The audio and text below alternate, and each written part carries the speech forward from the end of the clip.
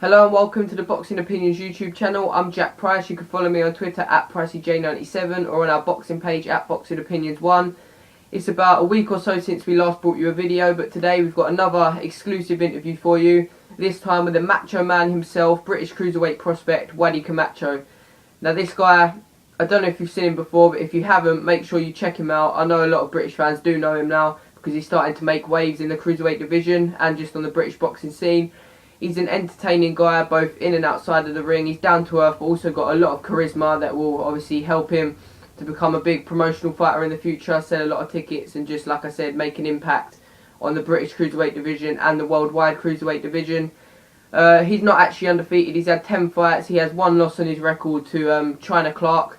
It was a 7th round stoppage, but it was a close and exciting fight all the way through. And a lot of people now believe, obviously after seeing Wadi bounce back in the Cruiserweight Prizefighter back in May, he looked very impressive in that tournament, picked up the tournament trophy and the prize money of 34 grand. So maybe now he doesn't even need that rematch with China Clark because he's sort of above that level now, looking on to bigger and better things, the British and English champions, and maybe in the future worldwide. So yeah, it's a great interview.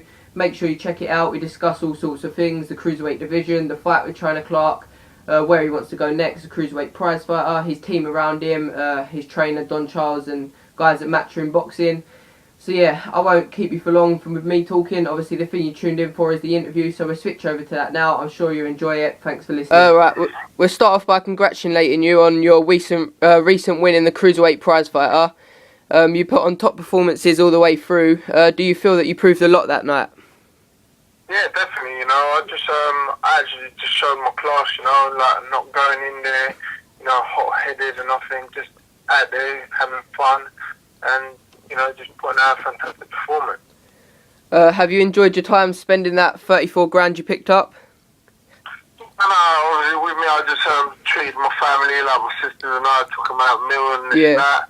And then, after a week, I just got myself back in training, full-time training.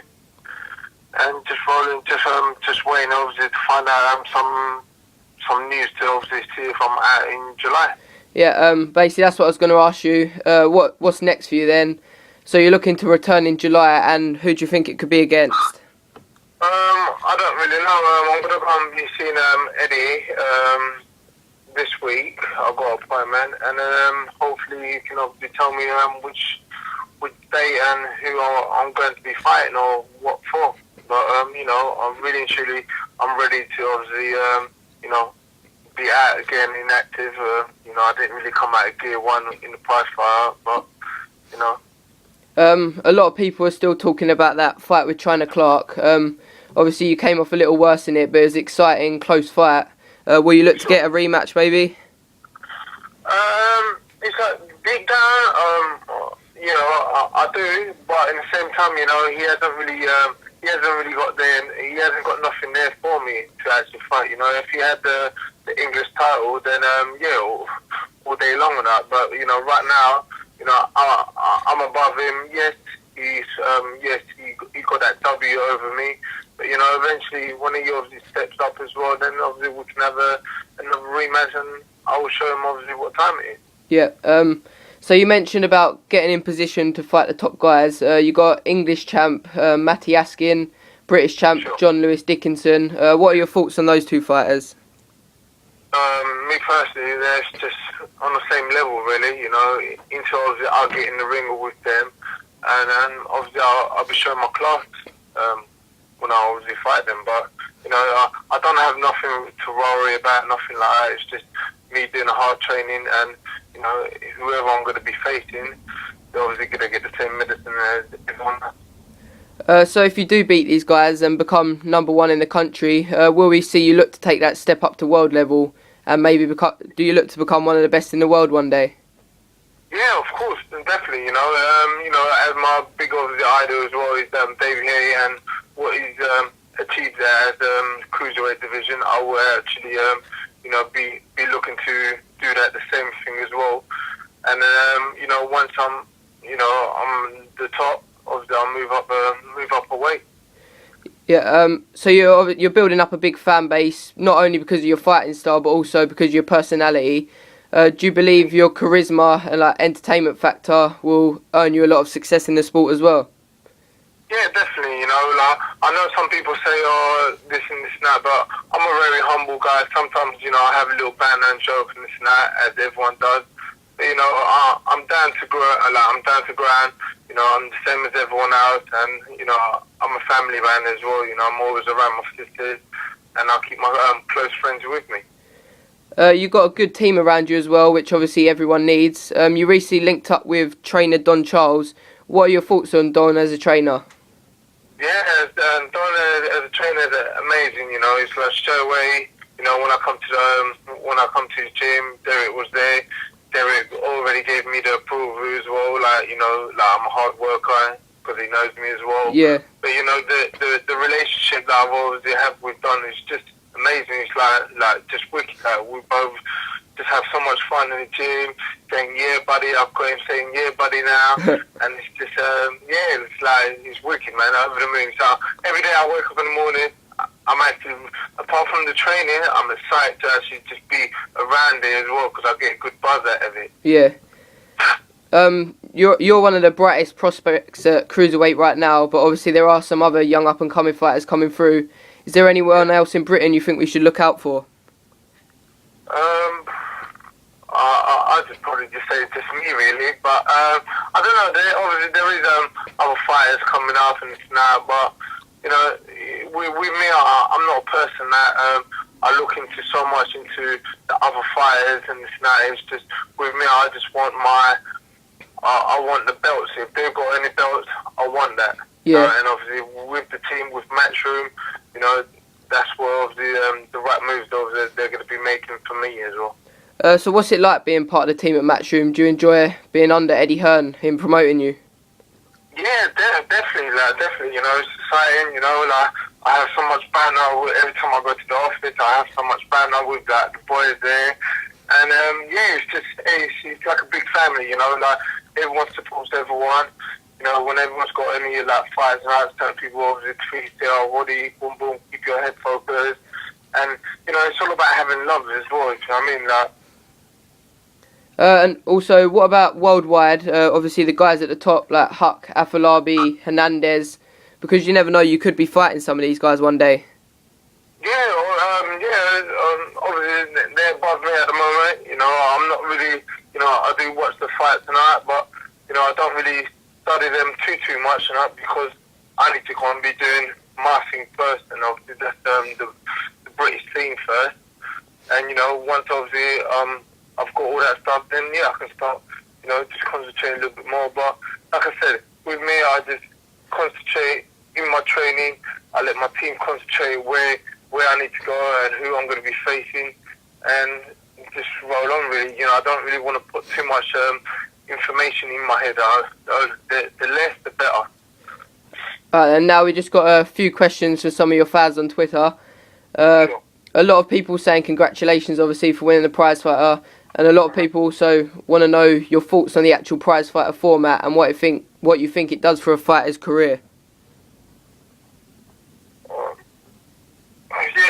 For the fans, I just want to say thank you very much as well for like supporting me and obviously cheering me on as well, and getting really nice comments as well like on Twitter.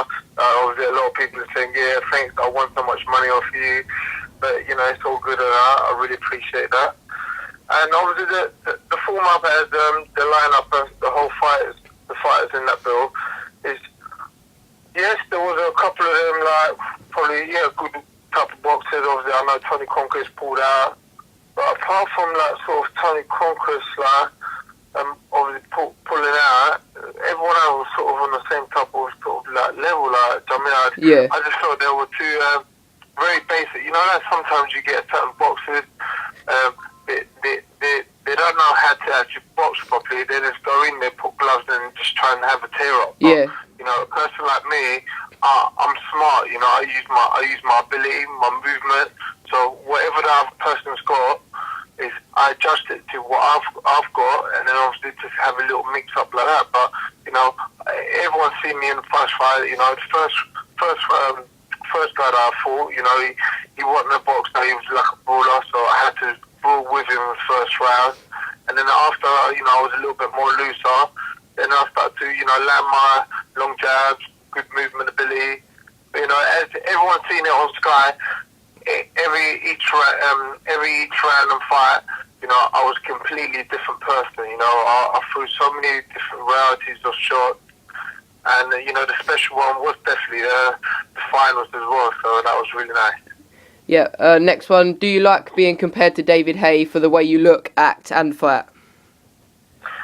No, I believe I fight completely different. As I might look a little bit the same as David Haye, but as a boxing ability, I fight completely different.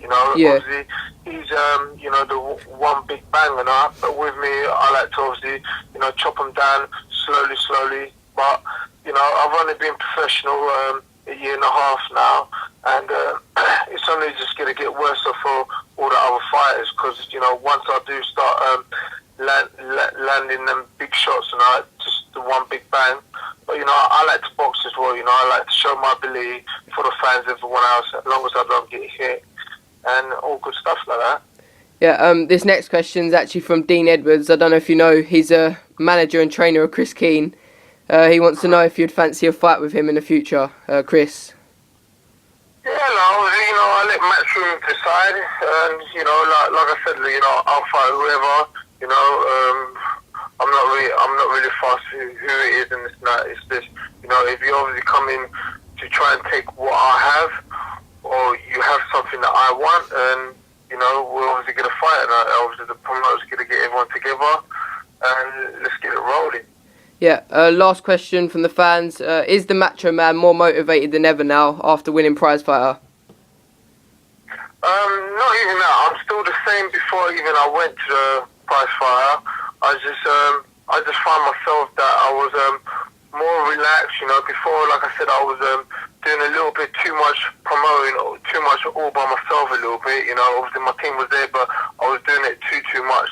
And now, obviously, everyone on my team now is helping me, and I can just concentrate so much on my boxing ability. Like, I'm happy, do you know what I mean? Like, I play my songs, and it's like a little club, and before I was just step in the ring. But I just feel more chilled down, more me. This is what I've always been saying on Twitter before the Prizefighter, the new me, because I'm just happy. I've got a good team around me.